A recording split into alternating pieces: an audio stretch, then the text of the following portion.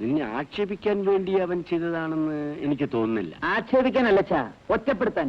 തൊഴിലാളികൾ പാവങ്ങളല്ലേ? ചേട്ടന്റെ വാചകത്തിൽ അവർ വീണുപോയി. ഒരു പക്ഷേ യൂണിയൻ പൊളിക്കാനായിരിക്കും അവന്റെ പരിപാടി. ആ, അത് തന്നെയാ എനിക്കും തോന്നുന്നത്.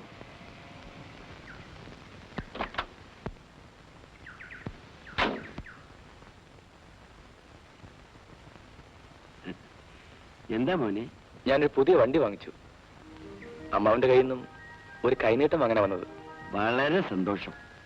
മോളെ, ആ പെട്ടിയിൽ ഒരു വെള്ളി രൂപ ഇങ്ങ് എടുത്തോണ്ട് വാ.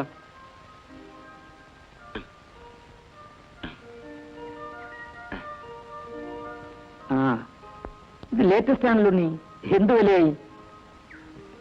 75,000 രൂപയായി. ഹയർ പർച്ചേസ് ആയിരിക്കും. വിലക്ക് വാങ്ങിയതാ. രൂപ ഗോപി തന്നു.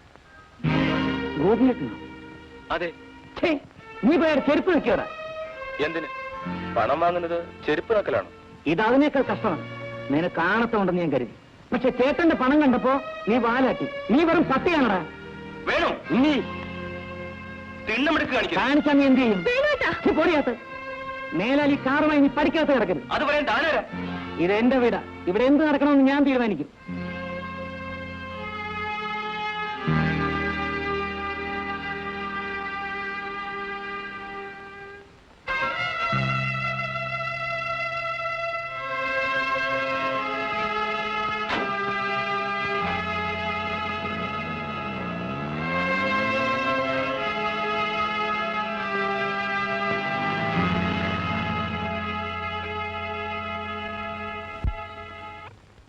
ഗോപിയേട്ടന്റെ അച്ഛൻ പണ്ട് ഈ ഫാക്ടറിയിൽ കൂലിപ്പണി ചെയ്തിരുന്നോ? അതെ, പണ്ട് അച്ഛൻ ചെയ്തിരുന്നു, ഇപ്പൊ അനിയൻ ചെയ്യുന്നു. ഇതിപ്പോഴൊരു മാനക്കേട് നമുക്ക് വരാനുണ്ടോ കുഞ്ഞെ? അതിനെന്താ, ഗോപിയേട്ടൻ വളരെ താഴ്ന്ന നിലയിൽ നിന്നും വളർന്നു വന്ന ആളാണെന്ന് പറഞ്ഞല്ലോ. പറഞ്ഞു. പക്ഷേ വളർച്ചയ്ക്കൊപ്പം മനുഷ്യൻ അവനവന്റെ സ്റ്റാറ്റസ് കീപ്പപ്പ് ചെയ്യണം. 12 കാലം കുഴലിട്ടാലും പട്ടിയുടെ വാലിന്റെ വളവ് മാറുകയില്ല. വേണം ചേട്ടാ.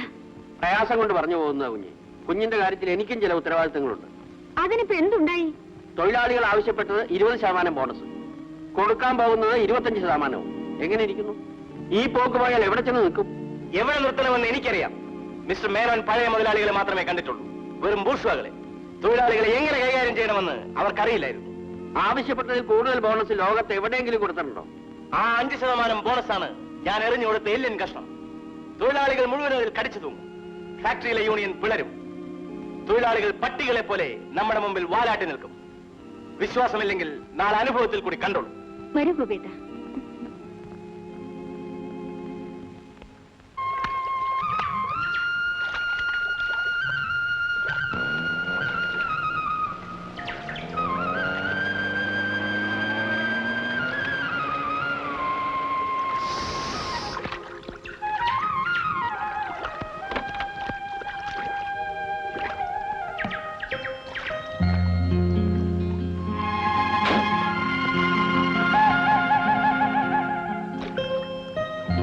ഉണ്ണിയേട്ടന് പിണക്കമാണോ?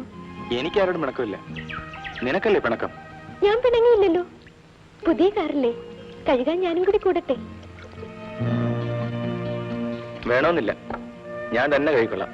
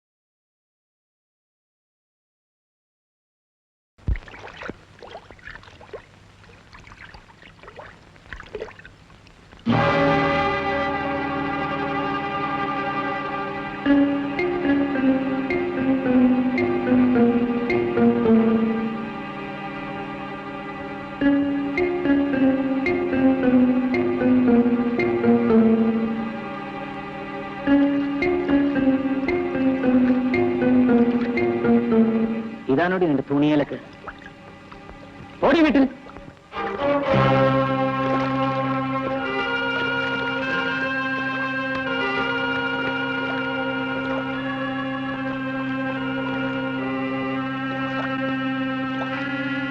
അവൾ നിന്റെ മുറപ്പെണ്ണായിരിക്കും. പക്ഷെ അവൾ ഇന്നൊരു വളർന്ന പെണ്ണാണെന്ന കാര്യം നീ മറന്നു കളയരുത്.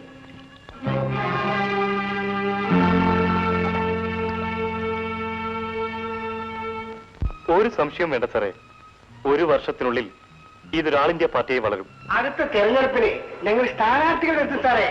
കുറഞ്ഞത് 5 സീറ്റുകൾ ഞങ്ങൾ പിടിച്ചടക്കും. ജനത്തിന്റെ സപ്പോർട്ട് കിട്ടോ? ജനം കരുതിയല്ലേ സാറേ, നമ്മൾ തെളിക്കുന്ന വഴിയെ അവർ പോകും. മന്ത്രിസ്ഥാനം കിട്ടാത്തതുകൊണ്ട് കാലുമാറാൻ കാത്തിരിക്കുന്ന നേതാക്കന്മാർ എല്ലാ പാർട്ടികളും ഉണ്ട്. അവരെല്ലാം ചാക്കിട്ട് പിടിച്ച് ഒരു കൺവെൻഷൻ, വടക്ക് നിന്ന് കാലുമാറി ഏതെങ്കിലും ഒരു വലിയ താപ്പാനെ കൊണ്ടുവന്ന് ഒരു ഉദ്ഘാടനം. പാർട്ടി താഴെ വരും സാറേ. സാറി പാർട്ടിയുടെ ചെയർമാനായിരിക്കണമെന്നാണ് ഞങ്ങളുടെ അടുത്ത പാർലമെന്റ് തെരഞ്ഞെടുപ്പ് സാറിന് മത്സരിക്കാണ്. പണം മാത്രം ഉണ്ടാക്കിയാൽ മതിയോ? 10 ജനം സാറിനെ അറിയണ്ടേ? എനിക്ക് ഈ രാഷ്ട്രീയത്തിലൊന്നും വലിയ താല്പര്യമില്ല. നിങ്ങൾക്ക് എന്ത് സഹായം വേണമെങ്കിലും ഞാൻ ചെയ്തു തരാം. സാറ് ഞങ്ങളുടെ കൂടെ ഉണ്ടായിരുന്നാൽ ഒരു മജായിരുന്നു. ആ എന്ത് ചെയ്യാം, മനസ്സിൽ കണ്ടത് വടി ഉറ്റിപ്പിരിഞ്ഞ്. അതിരിക്കട്ടെ, മില്ലിൽ പുതിയ യൂണിയൻ ഉണ്ടാക്കുന്ന കാര്യം എന്തായി? തൊഴിലാളികളെ ഞങ്ങൾ ചാക്കിട്ടുകൊണ്ടിരിക്കുകയാണ്. പക്ഷെ ആ രാധാകൃഷ്ണനാണ് ശല്യമുണ്ടാക്കുന്നത്. നേതാവ് വിചാരിച്ചാൽ അവനെ ഒതുക്കാൻ പറ്റില്ലേ? പറ്റില്ലെന്നോ? എല്ലാ അടവുകളും പഠിച്ചുകൊണ്ടാണ് ഞങ്ങൾ ഈ രംഗത്ത് വന്നിരിക്കുന്നത്. മുന്നോട്ട് വെച്ച കാല് ഇന്നുവരെ പിന്നോട്ട് വെച്ചിട്ടില്ല.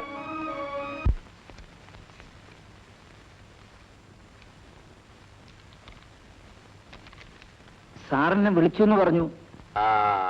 നിങ്ങൾ ബോണസ് വാങ്ങിച്ചോ? വാങ്ങി. നിങ്ങളുടെ അച്ഛൻ പണ്ട് ഇവിടെ ജോലി ചെയ്തിരുന്നു? അതെ. അച്ഛൻ ഒരു 2000 രൂപ ഗ്രാറ്റുവിറ്റി അനുവദിച്ചിട്ടുണ്ട്. മനസ്സിലായില്ല. എനിക്കും മനസ്സിലായിട്ടില്ല. പഴയ 6 തൊഴിലാളികൾക്ക് ഈ ആനുകൂല്യം അനുവദിച്ചിട്ടുണ്ട്. അതിലൊന്ന് നിങ്ങളുടെ അച്ഛനാ. അച്ഛൻ വന്ന് ഒപ്പിട്ട് വാങ്ങണമേ. വേണ്ട, നിങ്ങൾ ഒപ്പിട്ട് തന്നാ മതി.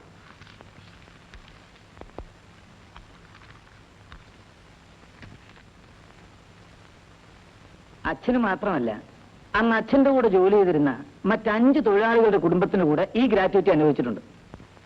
അവനൊരു തൊഴിലാളിയുടെ മകനായതുകൊണ്ടായിരിക്കും ഈ നല്ല മനസ്സ് തോന്നിയത്. അച്ഛൻ എന്തറിഞ്ഞുകൊണ്ടായി പറയുന്നത്? എന്താ മോനെ? പണ്ട് ഏതോ മുതലാളിയുടെ കീഴിൽ പണിയെടുത്തിരുന്നവർക്ക് ഗ്രാറ്റുവിറ്റി, ഇന്നോളം ആരും കൊടുക്കാത്ത 25% ബോണസ്. തൊഴിലാളികളെ കയ്യിലെടുക്കാനുള്ള ഒരു അടവല്ലേ അച്ഛാ ഇത്?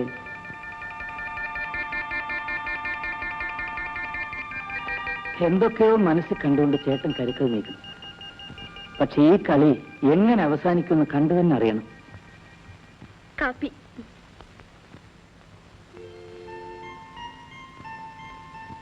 ബോണസ് കിട്ടിയോ ഏട്ടാ? കിട്ടി. നിനക്കെന്താ വേണ്ടത്? എടാ, നീ അവൾക്ക് നല്ലൊരു സാരി വാങ്ങിച്ചു കൊടുക്ക. വാങ്ങിച്ചു കൊടുക്കാ അച്ഛാ.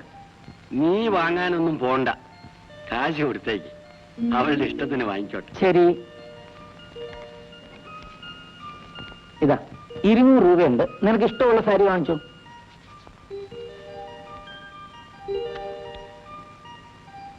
ഈ രൂപ ഏതാ അച്ഛാ? ഇതേ നിന്റെ വലിയേട്ടൻ അച്ഛന് കൊടുത്തയച്ചതാ.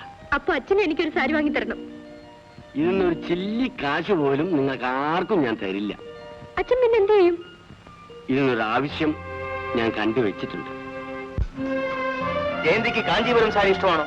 ഞാൻ ജോർജറ്റ് ഉപയോഗിക്കുള്ളൂ. എങ്കിൽ ഇഷ്ടമുള്ള സെലക്ട് ചെയ്യൂ. വല്യേട്ടാ, ആ ലീലയോ? ഇതെന്റെ സഹോദരി ലീല, ഇതെന്റെ പാർട്ട്ണർ മിസ് ജയന്തി. നമസ്കാരം. നിനക്ക് സാരി ഞാൻ വാങ്ങിച്ചു തരാം. എനിക്ക് മാത്രം പോരാ, അമ്മണിയും ഉണ്ട്. ഓ, അമ്മണി നിങ്ങൾ കണ്ടില്ല. ഇയാൾക്ക് എന്ത് സാരിയാ വേണ്ടത്?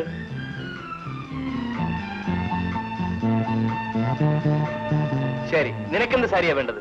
എനിക്കൊരു പട്ടുസാരി വാങ്ങി തരണം. 1-ന് 3 വാങ്ങിക്കൂ. നിനക്ക് ഇഷ്ടമുള്ളത് തെരഞ്ഞെടുത്തു. Jayanthi, please help.